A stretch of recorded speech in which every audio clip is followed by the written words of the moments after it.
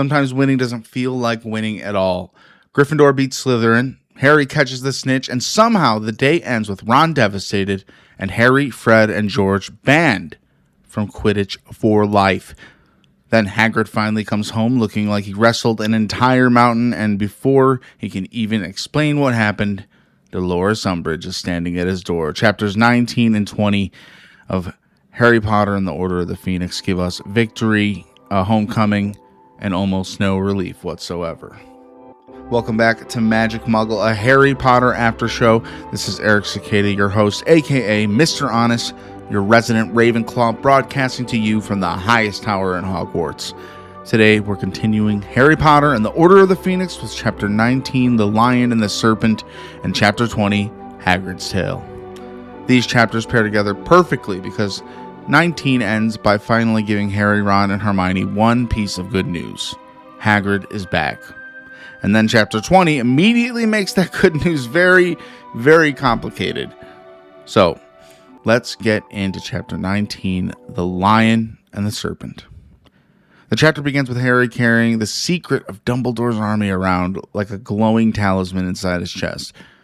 I love that description because it tells us how much the Dumbledore's army, the DA, is already doing for Harry. Not only as resistance against Umbridge, but emotionally. All year, Harry has been told to keep his head down. He's been punished for telling the truth, isolated by Dumbledore, doubted by the wizarding world, and treated like a problem that everyone would rather silence. But now, underneath Umbridge's nose, he's doing the exact thing she and the Ministry are afraid of. He's preparing the people, and it's actually working. I love Harry doing this because it's him being a hero in a new way. He's putting all of his skills that he's learned over the years to the test by trying to teach a whole group of students exactly what he knows and making these young wizards and witches feeling a lot safer knowing that Dumbledore wasn't lying when he told them that Voldemort is back. Neville manages to disarm Hermione. Colin Creevey masters the impediment jinx after working at it for 3 meetings. Parvati produces a reductor curse so powerful that she destroys the table holding all the sneakoscopes. I wonder how J.K. Rowling came up with all these names. Colin Creevey, Parvati. I don't even know if Parvati is a common name. Is it in the UK? These details matter because Harry isn't merely standing in front of the room pretending to be a teacher. His students are actually improving. He's good at this. The DA gives Harry something productive to do with everything he has survived. Instead of sitting around and waiting for Voldemort or the Ministry to make the next move, he is turning his experience into something that can protect other people. Like I said, that's priceless. The only problem is scheduling the meetings without attracting attention. Luckily, they have Hermione Granger herself. Hermione gives every member of the DA a fake galleon. Ron briefly thinks she's handing out actual gold, which is both hilarious and painfully on brand for Ron. The numbers around the edges of the coins will change to show the time and the date of the next meeting. Whenever Harry changes his coin, every other coin changes with it because Hermione placed a charm on them for them to all change. And apparently that is NEWT level magic. Newt. Terry Boot is so impressed that he asks Hermione how she wasn't sorted into Ravenclaw. Yeah, why don't we have Hermione and Ravenclaw with us? Fellow Ravenclaws, what the heck? And Hermione reveals that the Sorting Hat seriously considered it. As the resident Ravenclaw around here, I do feel extremely validated at the same time. We may have not gotten Hermione, but the Hat knew. She's meant to be here. The funniest part is where Hermione got the idea. Harry realizes that the coins work similarly to the dark marks used by the Death Eaters. Voldemort activates one, and the others know they are being summoned. Hermione took Voldemort's method of communicating with his followers and repurposed it for a group of students learning to defend themselves, likely against the man himself. Same basic concept, completely different purpose. And as Hermione points out, her version does not involve permanently branding anybody's skin. That is always a nice feature. Unfortunately, the DA meetings have to pause as the first Quidditch match approaches Gryffindor versus Slytherin. Nobody is even pretending to be neutral. Professor McGonagall doesn't give the Gryffindors homework because she wants them focused on keeping the Quidditch Cup away from Snape. This is probably the closest Professor McGonagall will ever come to painting her face in red and gold. Snape, meanwhile, repeatedly books the pitch for Slytherin practices and ignores reports of Slytherins hexing Gryffindor players in the corridors. Alicia Spinnet gets hit with a jinx that causes her eyebrows to grow so thick that they cover her eyes and mouth. 14 witnesses say they saw the Slytherin keeper attack her from behind, and Snape still claims she must have done it to herself. 14 witnesses. The man is committed to the bid. Harry feels pretty confident about Gryffindor's chances, but he's worried about Ron. Ron's problem isn't that he has no ability. Harry has seen him make some genuinely spectacular saves. His problem is what happens inside his head after he makes one mistake. If Ron lets in one goal, his confidence completely collapses. Then he gets nervous, which makes him more likely to miss out on the next one, which convinces him that he was never good enough in the first place. That is totally relatable spiraling right there. I 100% get that. I feel that in my heart and my soul. One mistake can domino into others just because of your nervous system. Ron, I feel you. And the Slytherins recognize this weakness immediately in Ron. They begin targeting him before even the game starts. They mock him in the corridors, they imitate him dropping the quaffle, and they make sure he knows that the entire house is waiting for him to fail. By the morning of the match, Ron is practically sick with anxiety. Harry tries reminding him about an incredible save he made during practice, only for Ron to admit that the save was an accident. He slipped off of his broom, tried to climb back on, and kicked the quaffle away without meaning to. Harry immediately tells him that a few more accidents like that should win them the game. That's a good friend right there. Slightly concerned, but adapting quickly. Then Luna arrives, wearing a full-size lion hat that produces a realistic roar. She had wanted the lion to chew up the serpent, but she didn't have enough time. Luna Lovegood may be a Ravenclaw, but she showed up for Gryffindor with production value. I'm glad we got one big character from Ravenclaw in the story now, though. I gotta say, as a Ravenclaw, I have a giant banner on my wall. I need more popular Ravenclaws in the front of the story. And, I love that her encouragement is directly specified toward Ron.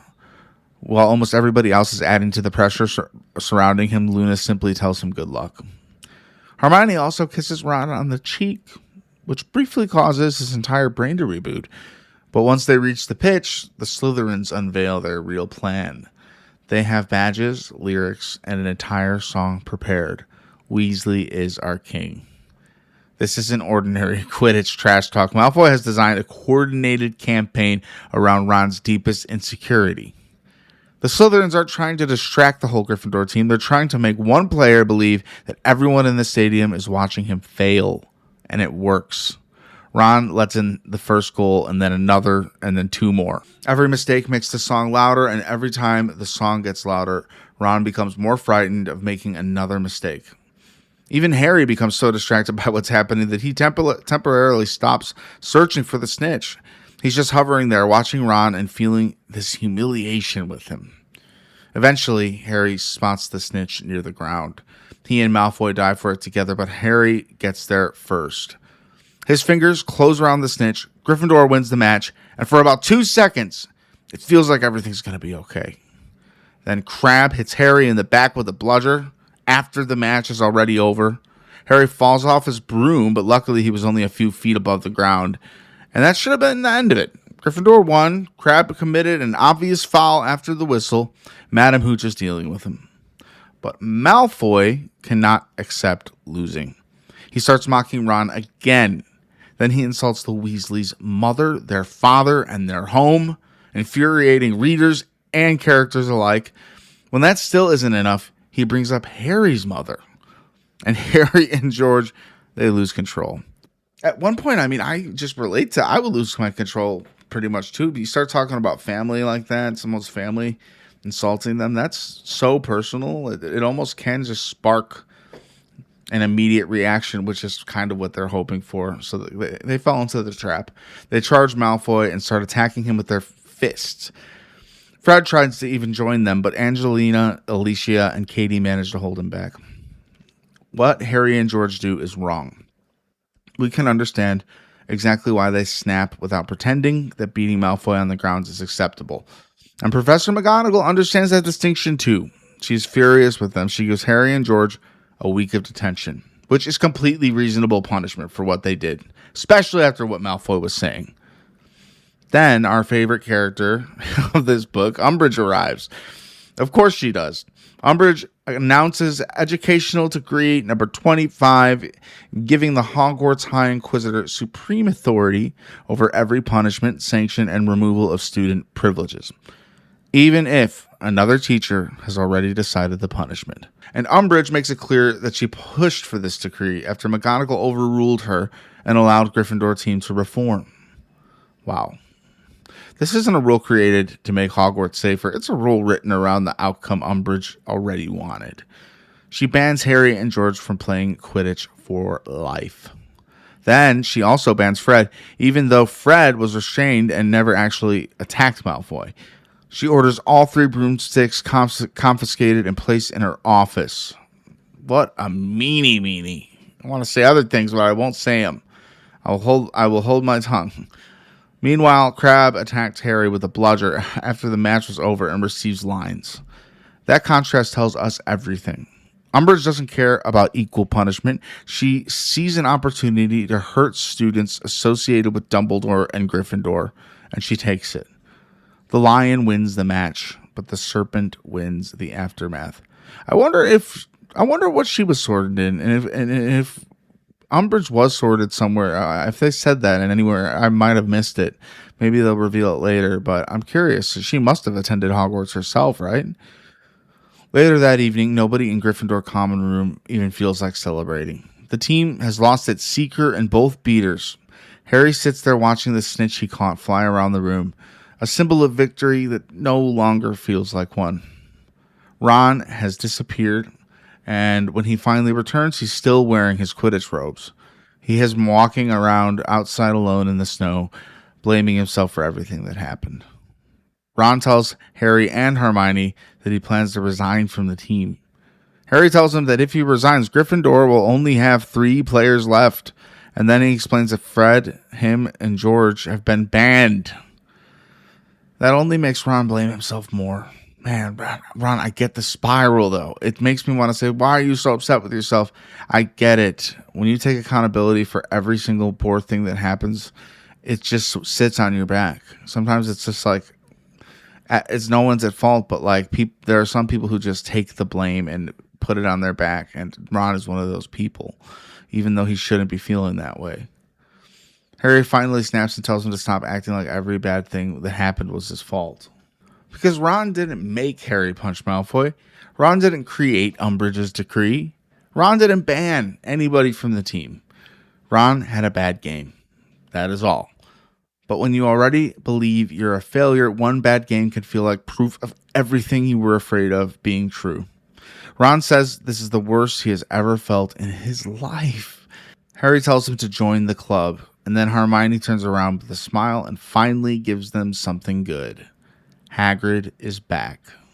Which leads us right into chapter 20, Hagrid's Tale. Harry, Ron, and Hermione immediately grab the invisibility cloak and sneak out across the snowy grounds.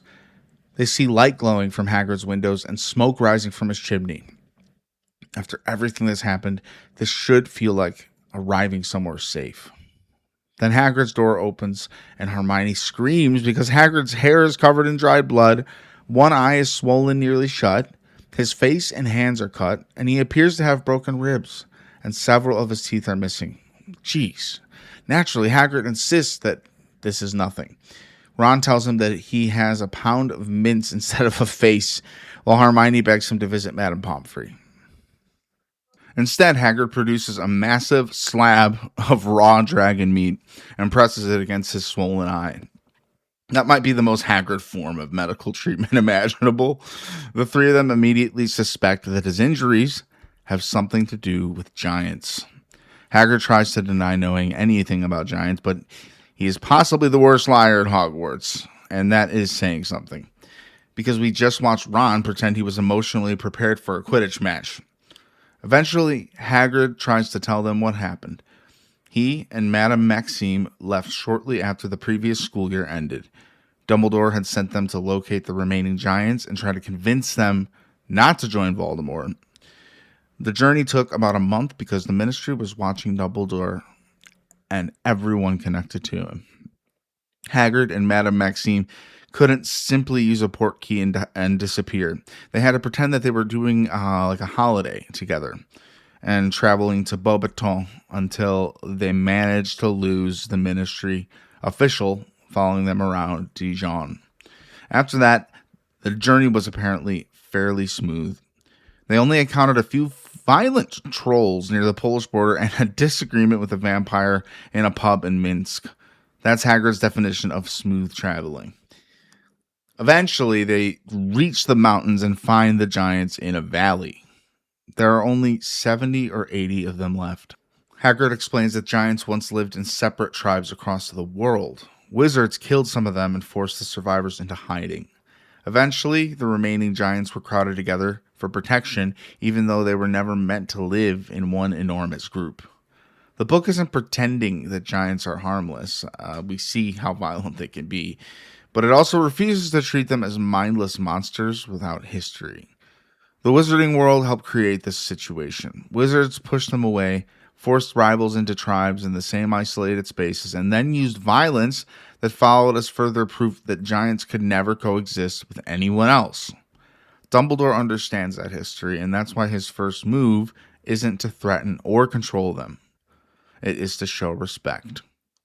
Hagrid and Madame Maxime approach the Gurg, meaning Chief of Giants. His name is Carcass, and Hagrid describes him as the biggest, ugliest, laziest giant there. They present him with a branch of everlasting fire created by Dumbledore. Then they leave and promise to return with another gift the next day. Everlasting fire, I'm sure like the cavemen would have really appreciated that. I'm sure across history, everlasting fire would probably have been the number one thing a lot of people would have wanted. Then they leave and promise to return with another gift the next day. Dumbledore has instructed them to move slowly. They make one promise, keep it, and allow Carcass time to understand that they have approached him in good faith. When they return, they give him an indestructible goblin-made battle helmet. Carcass has heard of Dumbledore before and knows that he argued against killing the last remaining giants in Britain. For a moment, the mission appears to be working. Carcass listens to Dumbledore's message, and several other giants gather around to hear it. Then, that night, everything changes. A massive fight breaks out in the valley. It lasts for hours, and when morning arrives, Carcass is dead. His head is lying at the bottom of a lake. The new Gurg is Golgamath. Golgamath is larger, more violent, and wears Carcass's helmet along with a necklace made of bones, including what appear to be human bones. Hagrid and Madame Maxime still approach him. That tells you everything about how seriously Hagrid takes Dumbledore's mission. He has just watched this giant tear apart the leader they spent 2 days building a relationship with, and his reaction is basically, well, we came all this way, we've got to give it a try. Golgamath's followers grab Hagrid and hold him upside down. Madame Maxime saves him by hitting them in the eyes with a curse. Using magic actually turns the entire camp against them. They retreat into the mountains and begin watching from a nearby cave. That is when they discover that Golgamath doesn't hate all wizards. Death Eaters are visiting him every day, bringing gifts. One of them is McNair, the same man sent to execute Buckbeak. Voldemort and Dumbledore are now competing for the giants, but they are offering two very different relationships. Dumbledore approaches them with respect, acknowledges how wizards have treated them, and then asks them to stand against Voldemort. The Death Eaters approach the most violent leader in the valley and appeal directly to his appetite for power and destruction. Hagrid and Madame Maxime refuse to give up. Instead of returning to Golgamath, they begin secretly visiting giants who oppose him. The ones hiding in caves after being beaten nearly to death by his followers. At one point, they manage to convince 6 or 7 giants to consider Dumbledore's message. Then, Golgamath's forces raid the caves. The survivors are too frightened to continue meeting with Hagrid and Madame Maxime, and the mission ends without any giants agreeing to come back with them. Ron sees that as a failure, but Hagrid doesn't. They delivered Dumbledore's message. Some of the giants heard, and if any of them eventually escape Gulgameth, they may remember that Dumbledore offered them another choice. It isn't a clean victory, but it isn't meaningless either. Hermione then gently asks whether Hagrid learned anything about his mother. Hagrid says that she died years ago. He doesn't remember much about her and says that she wasn't a great mother. His response is extremely short and blunt, but there's something quietly sad about him traveling all that way and learning that whatever possibility existed of finding her is gone. But one question still hasn't been answered. What happened to Hagrid? He insists the giants didn't attack him, and Madame Maxime apparently returned long before he did. Something happened after the mission, and Hagrid clearly does not want to tell them what it was. Before they can get an answer, somebody knocks at the door. It is Umbridge. Harry, Ron, and Hermione hide beneath the invisibility cloak, but there are 3 sets of footprints in the snow leading directly from the castle to Hagrid's cabin. Umbridge noticed them. Hagrid claims he was talking to Fang and says that the Fang broke Hermione's cup. His lies become increasingly desperate as Umbridge questions him about his injuries and where he has been. He says he was away for his health in the south of France.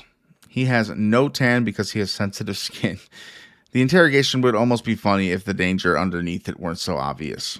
Umbridge asks whether he was enjoying the mountain scenery. She knows something. Even worse is the way that she speaks to Hagrid. She talks slowly and loudly as though he is incapable of understanding her. She walks into his home, searches through his belongings, and treats him like a suspect before she has even ever watched him teach a class. Then she informs him that she will be inspecting his lessons. She says the ministry is determined to weed out unsatisfactory teachers. Umbridge has already decided that Hagrid is unsatisfactory. The inspection is about finding the evidence she needs to justify that decision. After she leaves, Hermione immediately understands what Hagrid needs to do. Teach something safe. Teach something boring. Teach the students information that is guaranteed to be on their OWLs and give Umbridge absolutely nothing she can use against him. Hagrid, unfortunately, has already planned something special. He has been raising what he believes may be the only domestic herd of some mysterious creature in Britain. When Hagrid uses the word special to describe a creature, I begin hearing emergency sirens.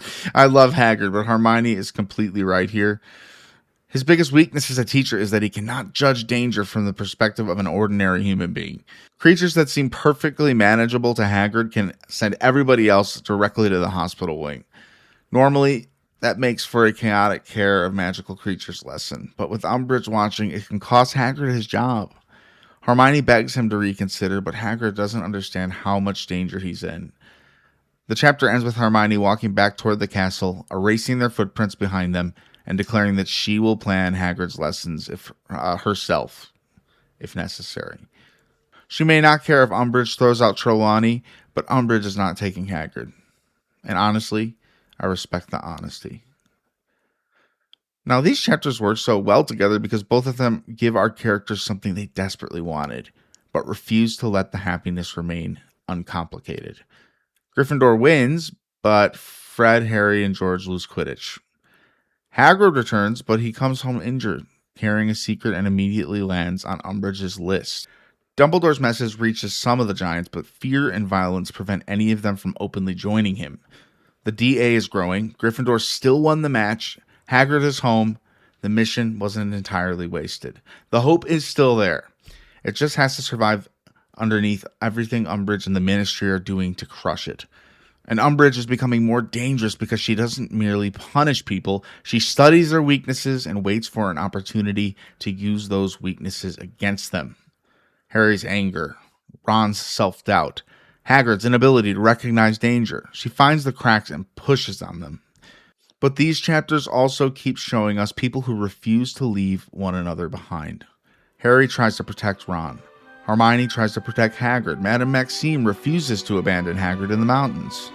The members of Dumbledore's army keep learning because they understand that they may eventually have to protect each other. Umbridge is gaining authority, but underneath her nose, so is the resistance.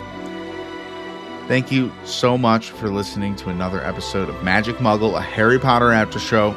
If you're enjoying the journey, follow the show, rate it, and leave a review wherever you listen. It genuinely helps more people discover our little corner of the wizarding world. Next time, we'll continue with Order of the Phoenix, chapters 21 and 22.